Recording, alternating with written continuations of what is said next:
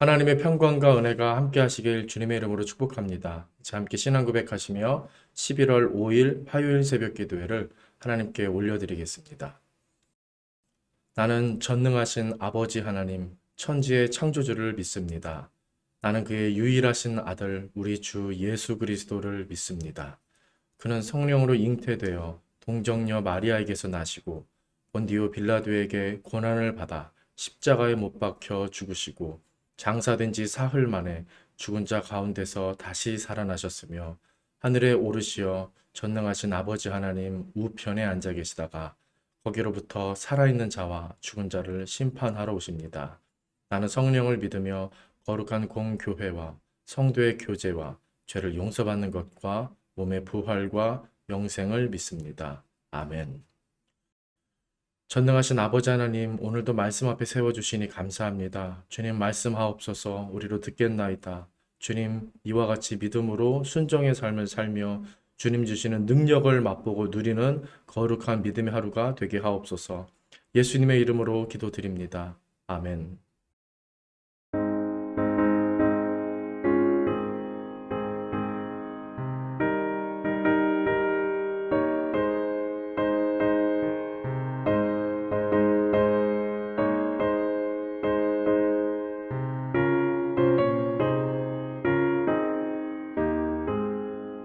예수 더 알기 원하네.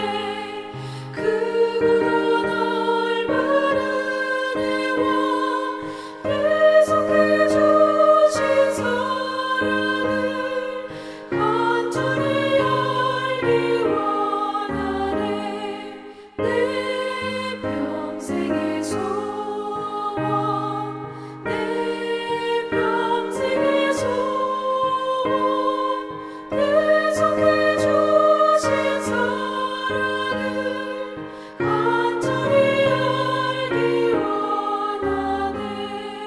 성령이 스승되셔서 진리를 가르치시고 거룩한 뜻을 깨달아 예수를 알게 하소서. 내 평생의 소원, 내 평생의 소원,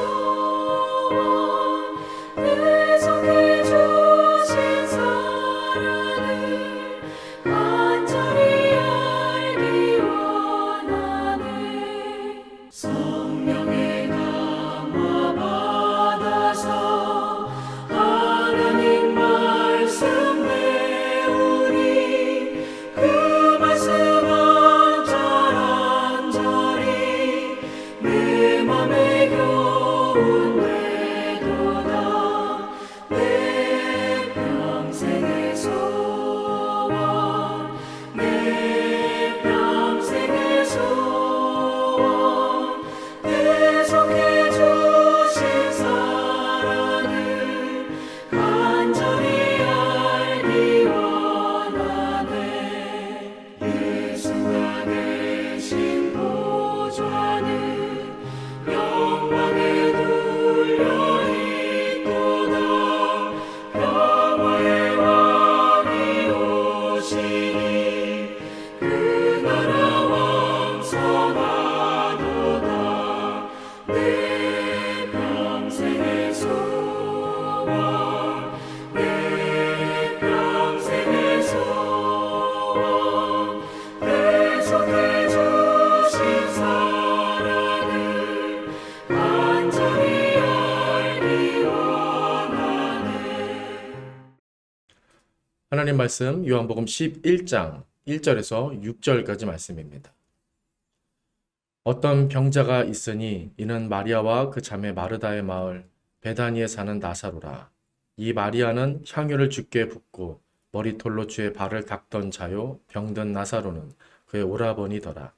이에 그 누이들이 예수께 사람을 보내어 이르되 주여 보시옵소서, 사랑하시는 자가 병들었나이다 하니 예수께서 들으시고 이르시되 이 병은 죽을 병이 아니라 하나님의 영광을 위함이요 하나님의 아들이 이로 말미암아 영광을 받게 하려 함이라 하시더라.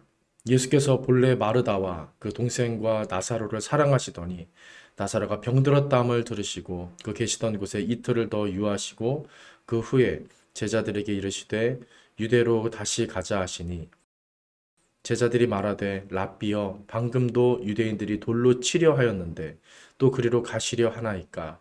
예수께서 대답하시되 낮이 12시간이 아니냐. 사람이 낮에 다니면 이 세상이 빛을 보므로 실족하지 아니하고 밤에 다니면 빛이 그 사람 안에 없는 고로 실족하느니라. 이 말씀을 하신 후에 또 이르시되 우리 친구 나사로가 잠들었도다. 그러나 내가 깨우러 가노라. 아멘. 오늘 본문은 예수님의 최측근 중 가장 유명한 마르다와 마리아 그리고 나사로 이야기입니다. 오늘 본문에만 봐도 그렇습니다. 계속해서 나오는 말이 3절에 보니까 사랑하시는 자, 그리고 5절 보니까 사랑하시더니 이렇게 예수님의 마음이 묻어나는 말들이 반복해서 나오고 있습니다. 예수님께서 이 땅에 오셔서 위로를 받으신 사람들이 거의 없었습니다. 제자들도 하나같이 마음을 몰라줬고 오늘만 해도 예수님의 길을 이해하지 못하고 이들은 예수님을 막아서기도 했습니다.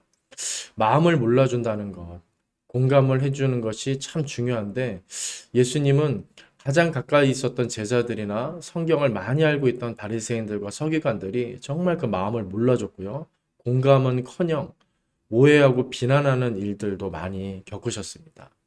그런데 이 가정, 마르다와 마리아 그리고 나사로 이들만은 예수님께 참 친밀했던 것으로 보입니다. 마음을 알아줬던 겁니다. 예수님의 개인적인 사랑의 마음이 이들과의 관계 속에서 그렇기 때문에 참 많이 느껴지는 것입니다. 그런데 이들 중 한 사람 나사로가 그만 병들었다라는 소식이 전해지고 있습니다. 그 소식을 누이 마리아가 전하는데 요한은 그녀가 전에 향유를 주께 붓고 머리털로 주의 발을 닦던 자였다라고 소개를 합니다. 예수님께서 그토록 헌신하며 희생했던 이들에게 아주 큰 환난과 슬픔이 닥쳤다는 것을 강조하고 있는 듯합니다.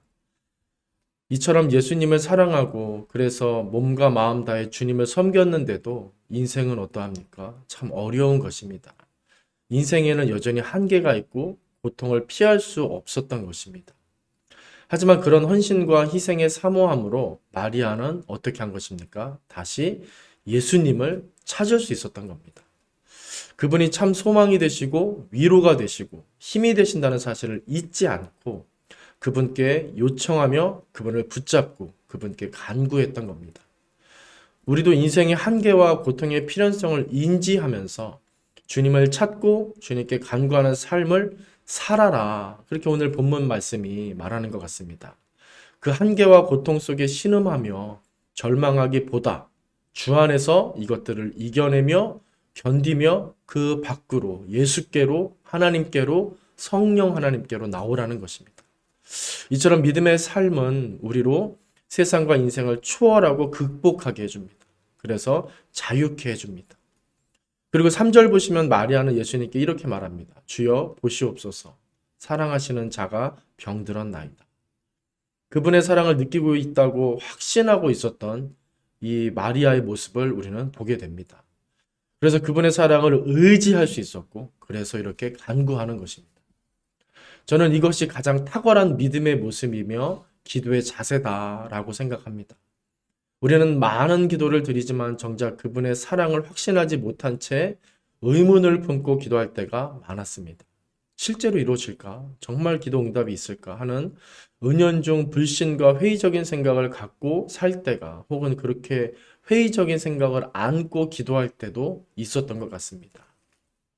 바울도 로마 교회에 하나님의 사랑을 말할 때 예수 그리스도가 보증이 되신다 하면서 그분의 하나님 아버지의 사랑은 그렇기 때문에 너무너무나도 확실하다라고 말했었습니다.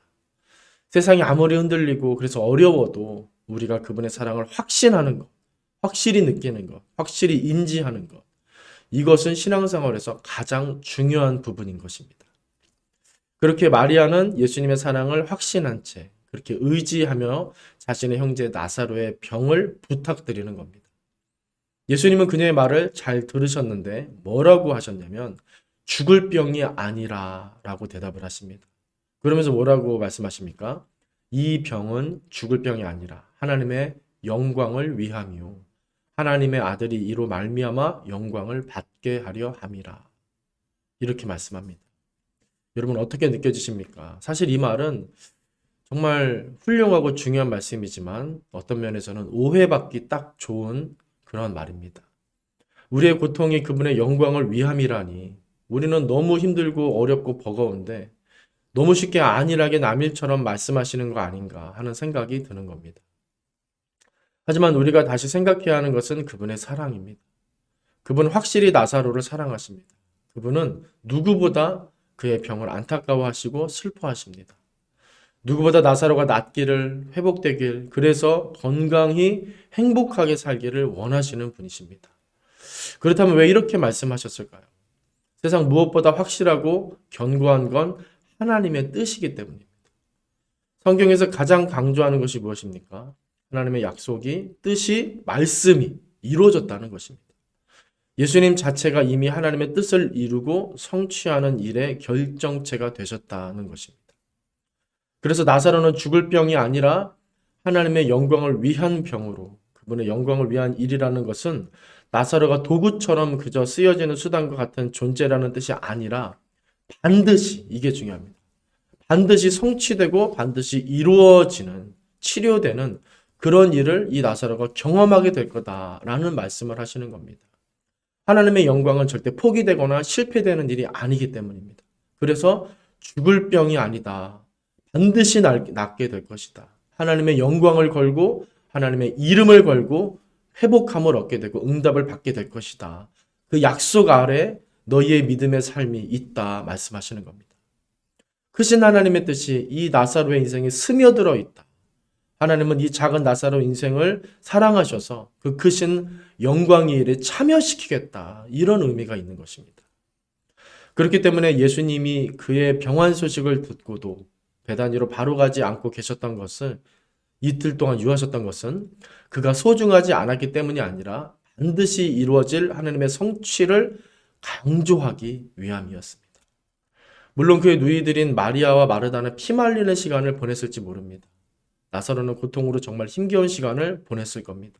하지만 하나님의 뜻은 그런 어려운 시간 속에 인생 속에 반드시 약속을 이루시는 하나님의 신실하심을 바라보는 것. 모든 인생이 이처럼 세상 속에서 그 세상을 뛰어넘어 역사하시는 그 전능하신 하나님을 온전히 바라보는 것. 거기에 있음을 우리는 알아야 하는 것입니다. 인내심 테스트가 아니었습니다. 이것이 믿음이라는 겁니다. 중심으로 마음을 다해 진정 주를 생각하고 바라보고 있는가? 진정 주님을 기다리는가? 진정 주가 이루실 것을 믿고 있는가? 이것을 바라셨던 겁니다. 이후에 예수님의 모습을 보면 우리는 그분이 어떤 관심 없이 지체하셨던 게 아니라 정말 어떤 다른 특별한 의미가 있었음을 짐작할 수 있게 됩니다. 그는 돌로 치려했던 유대인들이 있는 유대로 다시 들어가고자 하는 것입니다. 베다니는 예루살렘 근처에 있는 지역입니다. 그리고 예수님을 가장 핍박하고 싫어하는 사람들은 거의 모두 이 근처 예루살렘에 있었습니다. 그들이 가장 강성이었고 그래서 예수님은 그곳에 가는 것이 정말 위험했습니다. 그래서 제자들이 말렸던 겁니다. 하지만 예수님은 그곳에 알고도 그 사실을 알고도 다시 들어가시는 겁니다. 나사로를 만나야만 했고요.